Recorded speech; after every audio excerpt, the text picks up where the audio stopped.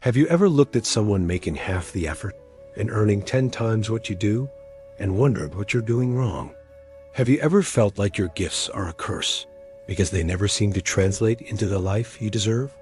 Have you ever caught yourself saying, "I'm too talented to be this broke," while staring at an empty bank account?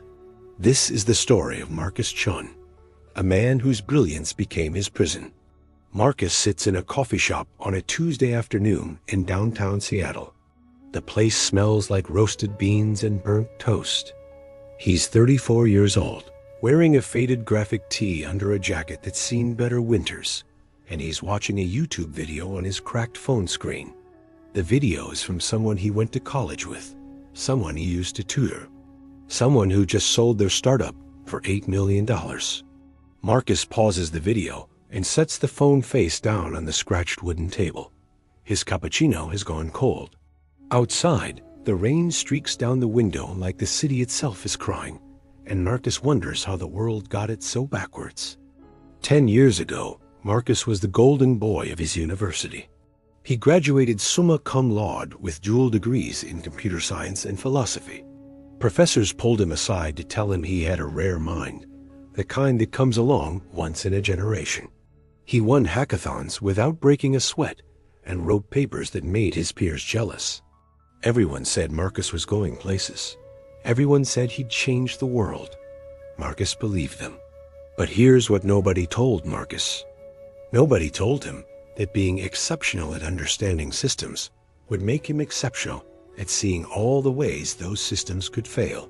Nobody warned him that the brain that could solve complex algorithms would also become a prison of infinite what-ifs. Nobody explained that the identity he built around being the smartest person in the room would become a weight too heavy to carry into the real world, where being smart means nothing if you cut and make it work. After graduation, Marcus did what talented people do. He started planning his masterpiece. He had an idea for an app that would revolutionize how people manage their digital lives. It was brilliant. He spent 6 months mapping out the architecture, researching the market, designing the perfect user interface. He filled notebooks with ideas. He created prototypes that never left his laptop, but he never launched, because every time he got close, he'd see a flaw. Maybe the color scheme wasn't quite right. Maybe the onboarding flow could be smoother. Maybe the market wasn't ready yet. While Marcus refined and reconsidered, 3 different apps with inferior technology launched in his space. They were clunky, they had bugs, they had terrible user interfaces. But they existed, and slowly they gained users. Marcus watched from his apartment, his jaw tight with frustration, telling himself that when he finally launched, his version would blow them all away. But the months turned into years, and his app remained a beautiful ghost haunting his hard drive. Marcus took freelance coding jobs to pay rent. Quick projects that bored him. Websites for small businesses debugging other people's messy code. The irony wasn't lost on him. He was using his genius to make other people as mediocre ideas functional, while his own brilliance collected dust. But the freelance work felt safe. It didn't require him to put his ego on the line. If a client's website failed, that was their problem. If his own creation failed, that would mean he wasn't who he thought he was. This is the trap. This is the invisible prison that holds so many talented people captive. Marcus had built his entire identity on being the exception. When things came easy to him in school, his brain learned a dangerous equation. Success equals who I am, not what I do. So when the real world demanded that he be uncomfortable and uncertain and vulnerable, his brain went into panic mode. It whispered that if he tried and failed, the foundation of his entire self-concept would crumble. Better to stay in the realm of potential. Better to be the brilliant mind that never quite materialized than the brilliant mind that materialized and wasn't brilliant after all. 5 years passed like water through fingers. Marcus's college friends moved on to director positions and equity packages. His younger sister, who barely graduated and who he used to help with her homework, was now making 6 figures in medical sales. She doesn't have half his intelligence, but she has something he doesn't. She has the ability to be bad at something and not let it destroy her. She cold called hundreds of doctors, got rejected, got doors slammed in her face, and she kept going because being bad at something didn't threaten her identity. She wasn't protecting anything. She was just building. Marcus goes to his sister's new apartment for dinner. The place is beautiful. Floor-to-ceiling windows overlooking the city. Modern furniture that looks like it came from a catalog. She pours him wine that costs more than his weekly grocery budget and asks him how things are going. Marcus tells her about the app. He tells her it's almost ready. He tells her that this year is going to be different. She smiles, and in that smile, Marcus sees something that cuts him deeper than any insult ever could. He sees pity. His little sister pities him. And in that moment, Marcus realizes that he has become the family project, the one everyone worries about, the one who had so much potential, but somehow never quite figured it out. That night, Marcus walks home through the rain instead of taking the bus. The city lights reflect in the puddles, turning the streets into rivers of color. He thinks about all the decisions that led him here. Not bad decisions exactly, just careful ones, safe ones. He never took the leap because he was waiting for the certainty that the leap would work. But that's not how leaps work. You jump and build your wings on the way down. Marcus never jumped. He just kept standing at the edge, calculating the aerodynamics, convinced that one more equation would give him the certainty he needed. Here's what Marcus didn't understand. The world doesn't pay you for what you know. It pays you for what you do with what you know. Marcus had a hard drive full of brilliant ideas. He had notebooks full of insights. He had a mind that could solve problems most people couldn't even articulate. But all of that was locked inside him, inaccessible to the world, and therefore worthless in the practical sense that it couldn't pay rent or prove to himself that his gifts mattered. Meanwhile, the people Marcus considered less talented were winning, not because they were better, but because they were willing to be worse. They launched messy products and fixed them later. They made mistakes in public and learned from them. And in the economy of action versus intention, action wins every single time.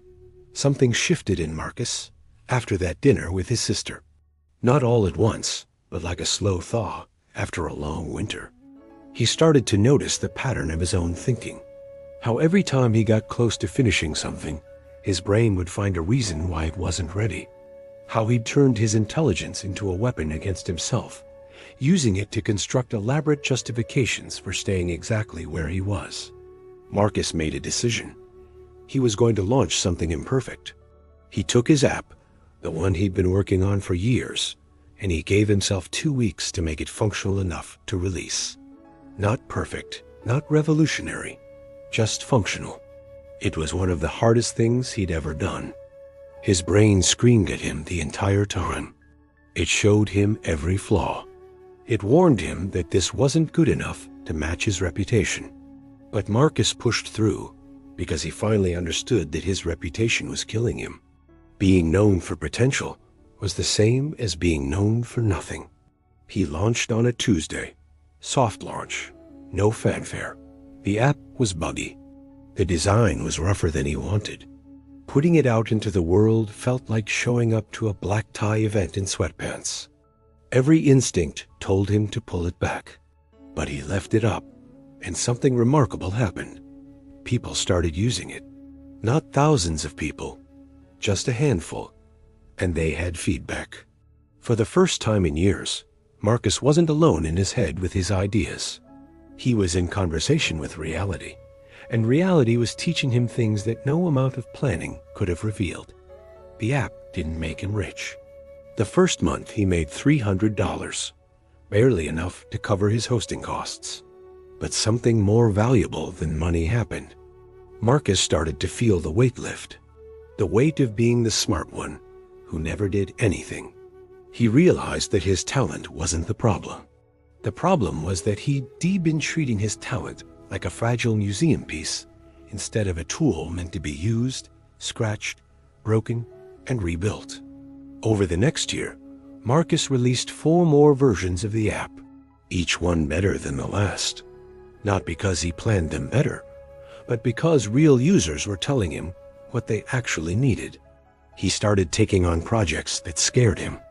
He hired people who were better than him at things he was mediocre at. And slowly, almost imperceptibly at first, things began to change. 2 years after that dinner at his sister's apartment, Marcus is sitting in his own place. It's not as fancy as hers, not yet, but it's his, paid for with money his work generated. His app has 15,000 active users. He has a small team. He still sees all the flaws. His brain still wants to tell him it's not good enough. But now he knows how to talk back to that voice. The tragedy isn't that talented people are broke. The tragedy is that they're imprisoned by their own gifts. They build walls out of their intelligence and call it standards. They confuse perfectionism with excellence, when really perfectionism is just fear wearing a disguise.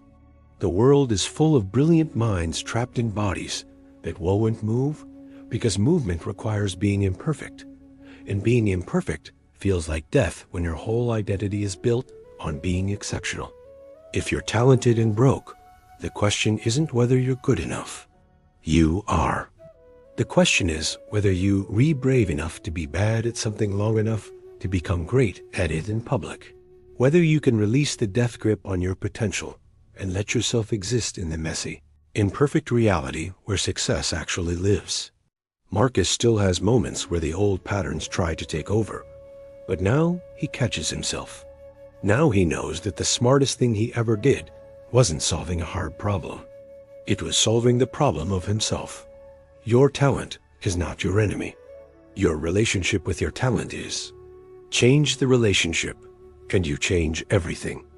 If this story resonated with you, if you see pieces of yourself in Marcus's journey, then subscribe to Deep Mind. We explore the invisible forces that shape our lives and the courage it takes to break free from them.